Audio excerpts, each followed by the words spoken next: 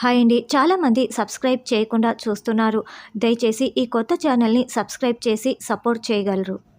బాగా తాగేసి తూలుతూ వచ్చిన దర్శన్ని గదిలోకి తీసుకువెళ్ళమని ఆనంద భైరవి చెప్పటంతో శరణ్య దర్శన్ని పట్టుకొని గదిలోకి తీసుకువస్తుంది. ఇక అప్పటి వరకు సైలెంట్గా వచ్చిన దర్శన్ గదిలోకి రాగానే శరణ్య చేతుల్ని విడిపించేసుకుంటాడు, విదిలించేస్తాడు. నువ్వు నాకు మర్యాదగా నిజం చెప్పు. నా కోసం ఫోన్ కాల్ వచ్చింది కదా, ఆ ఫోన్ని నువ్వే లిఫ్ట్ చేసావు కదా, సమీర సూసైడ్ అటెంప్ట్ చేసుకుందని నీకు ఫోన్ చేసి చెప్తే నువ్వు నాకు చెప్పలేదు కదా, నిజం చెప్పు, నువ్వు ఆ ఫోన్ మాట్లాడావు కదా అని నిలదీస్తూ ఉంటాడు. దాంతో శరణ్య ఏడుస్తూ అవునండి మాట్లాడానండి అని చెప్పటంతో ఒక్కసారిగా దర్శన్ కుప్పకూలిపోతాడు.